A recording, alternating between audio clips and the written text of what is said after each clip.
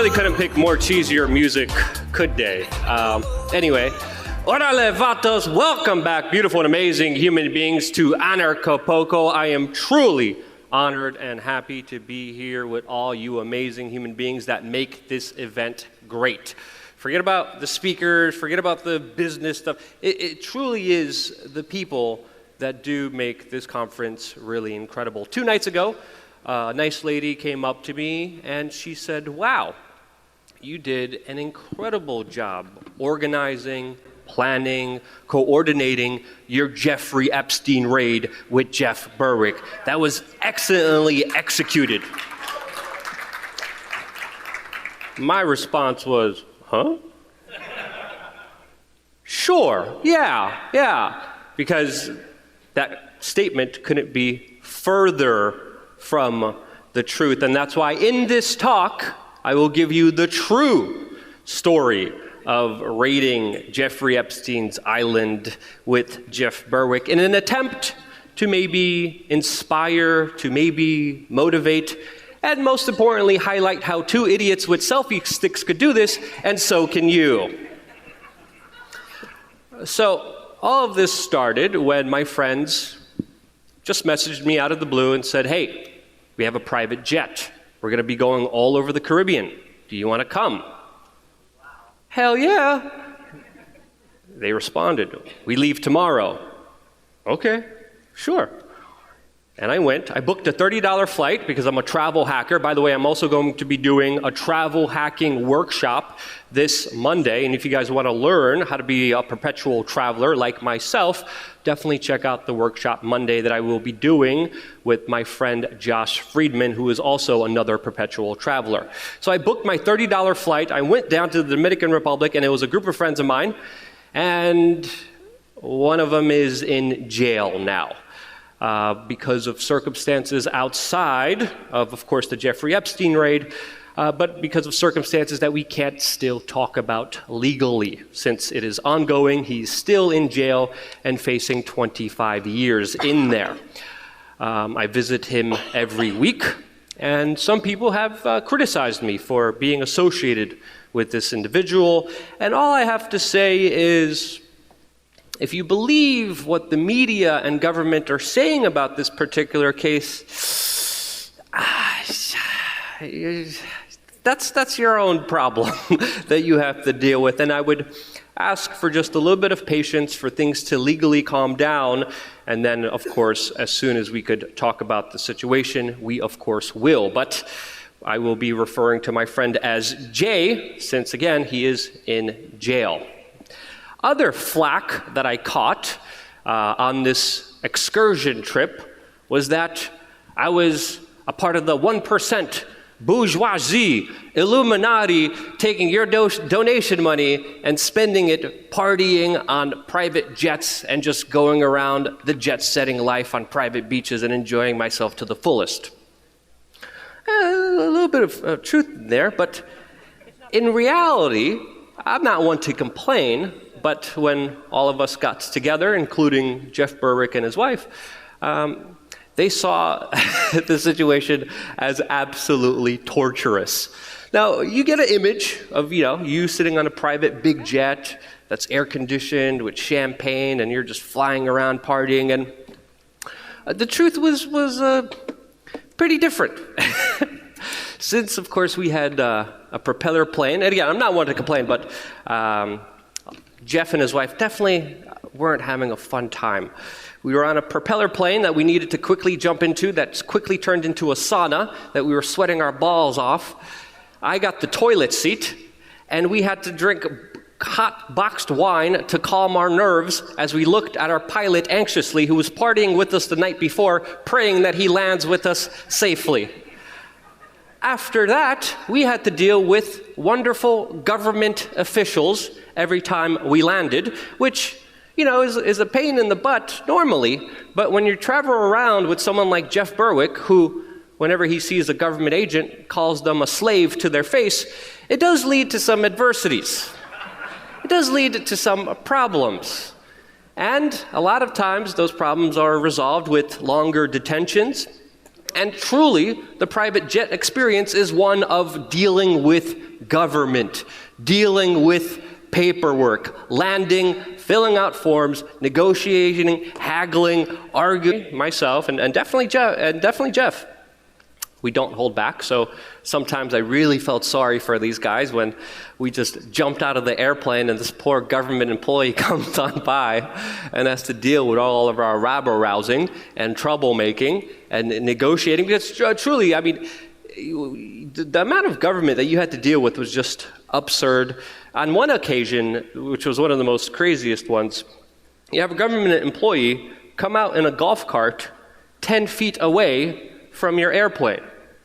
Tells you need to get on the golf cart, and we're like, no, we'll walk, it's fine.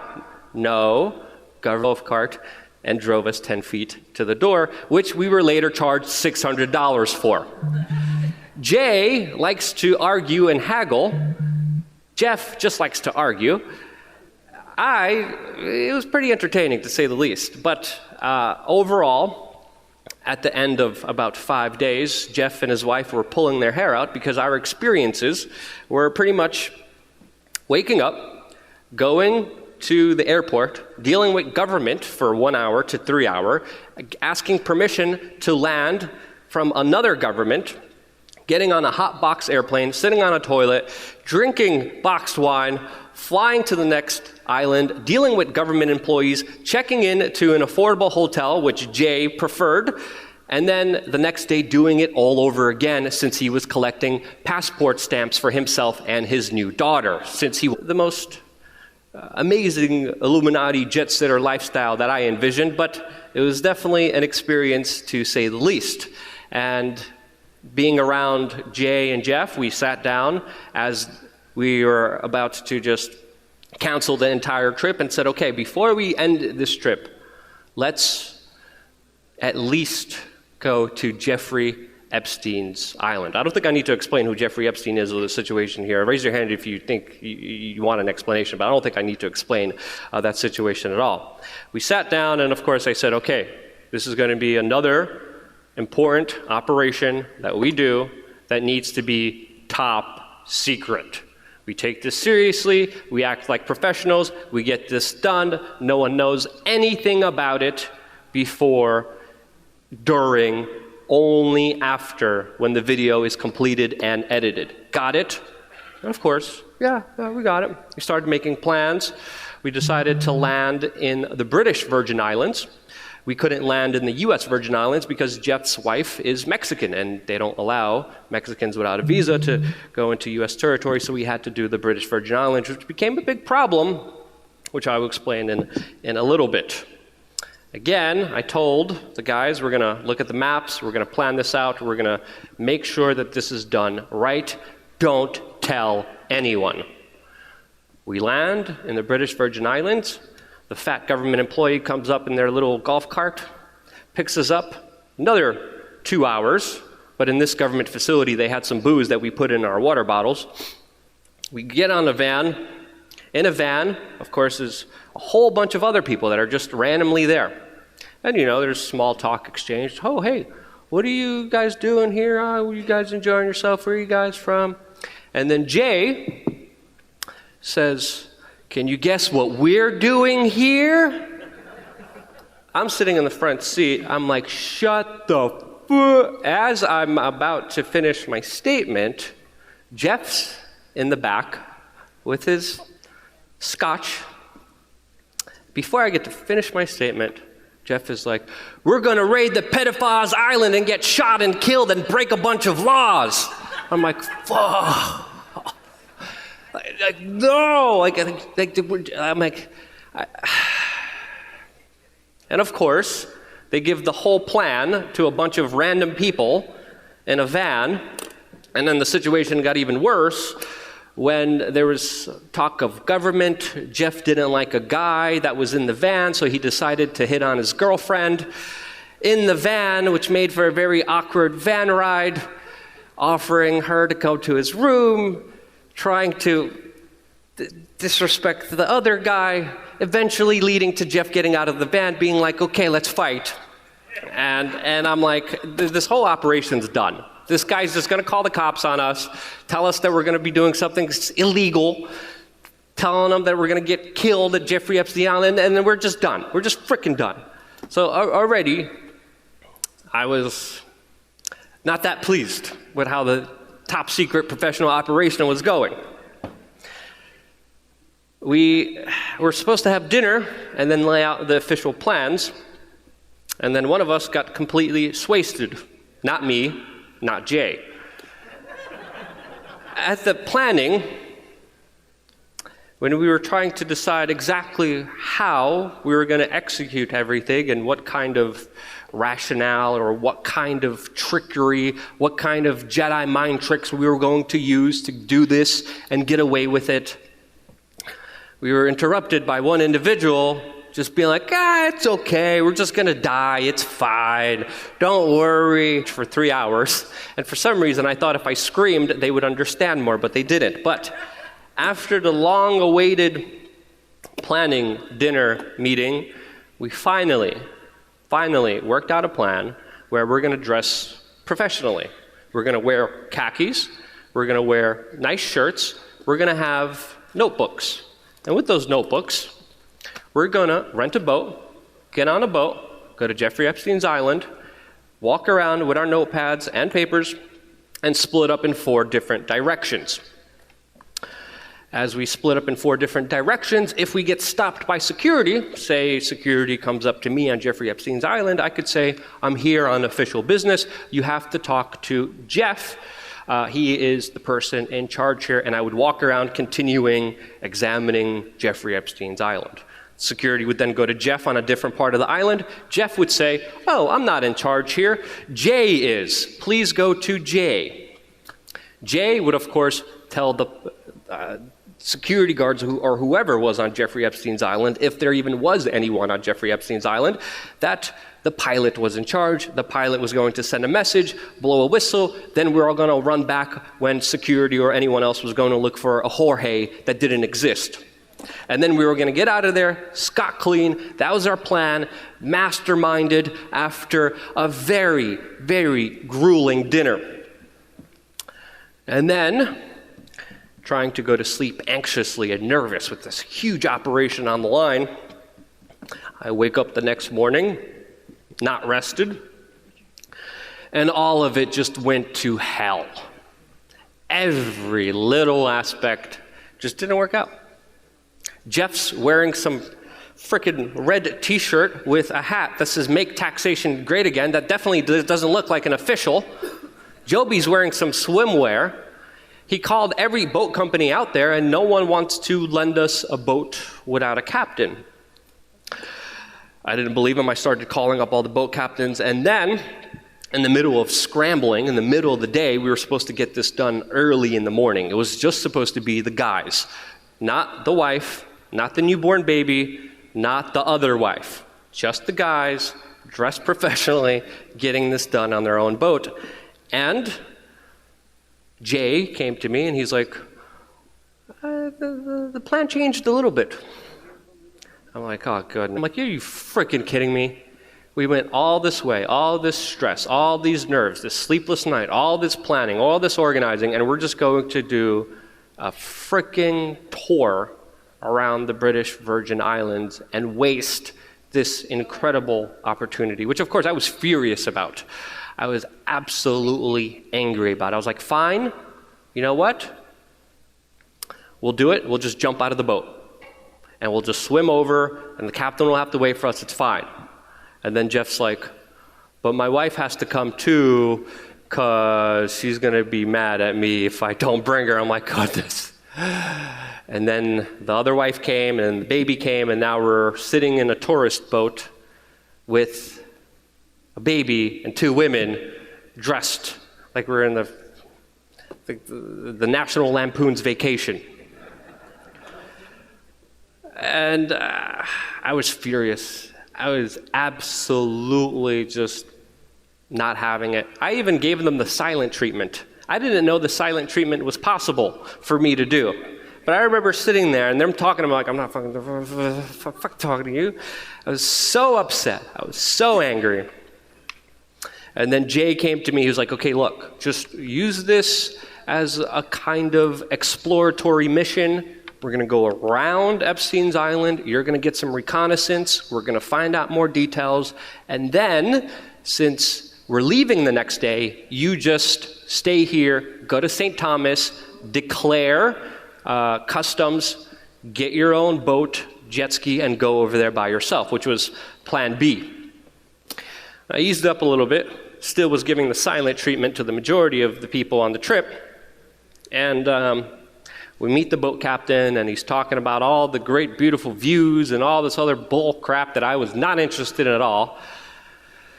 And we go to our first little tourist attraction, which is a little restaurant, but then we start talking to the captain and letting them know who we are and what we do. And I said, all right, fine. I convinced myself this is going to be a recon mission. I'm going to do this myself tomorrow. Wasn't happy about it, and I was definitely scared doing it on my own. But after making friends with, the boat captain, I was like, well, we'll see what happens. I mean, this could be the smarter thing to do than just kind of rushing on there as if we're on a, quote, official business. And we finally leave the tourist destination, and we decide to make a loop around Epstein's Island. And that island is massive. It is huge. Waves were also very big as we're trying to film, knocking about. I thought I was going to fall over. We finally go over to one side of the Epstein Island where the dock is located. And I still have, my gear, and I'm still holding on, making sure I don't fall off the boat. And the captain just starts going slowly right towards the dock. I'm like, what are you doing? As we're approaching the dock, he's like, I'm not here to tell you what to do, but this boat is moving towards the dock and should give you about 5 seconds to jump on or off if you choose. I'm like, huh? My heart jumped. I felt like time just stopped. And I was presented with an opportunity that I just knew we had to take. I looked at Jeff.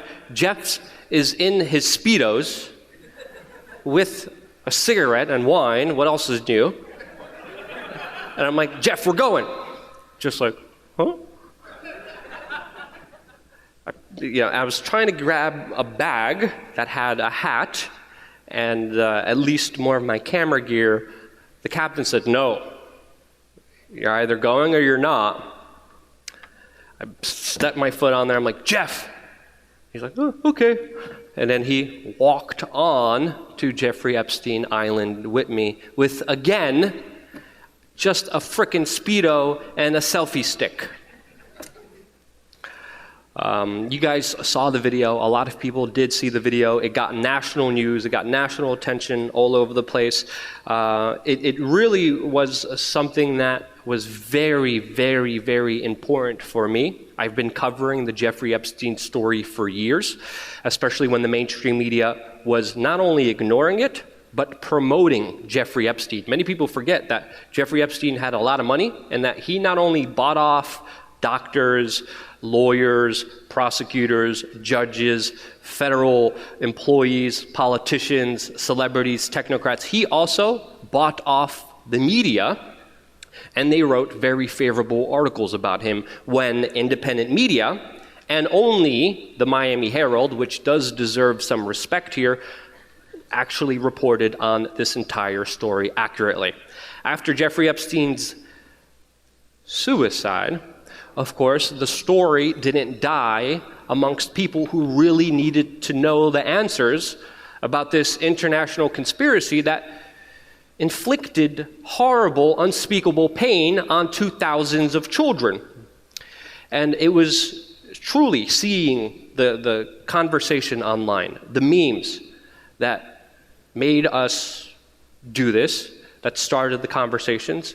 We only facilitated it. After our excursion, the pathologist came out, other witnesses came out, and this story again started to snowball. But I really want to thank Jeff for not only bringing all of you amazing people together, but also having the tremendous courage for just saying, throughout the whole time, even when I was freaking out. Jeff the whole time was like, it'll be okay, just go with the flow, it'll be fine. And I'm like, you son of a bitch, I was telling you that 5 years ago, and you're trying to kill yourself. And now you're reminding me of the same exact lesson. It's gonna be fine, just go with it. And that's exactly what happened. Even though he had to go through a lot of pain with just having his bare feet on a bunch of rocks and hot sand everywhere, I remember giving him my socks during this excursion, which was a whole big conspiracy online that allegedly we lied about Jeff just going in there with his Speedos of all things. But the excursion ended when I got a phone call from Jay on the boat, who told us that they were screaming and a bunch of people on golf carts rushing around looking for us. Me and Jeff split up. Jeff was in one location, I was in another one because he was slow walking. And I remember seeing him in the middle of the beach. You just couldn't miss him. He was just in the middle of the beach, walking around, doing his little selfie video. Like, hey guys, we're on Epstein's Island here, look at me, And I'm like, rushing.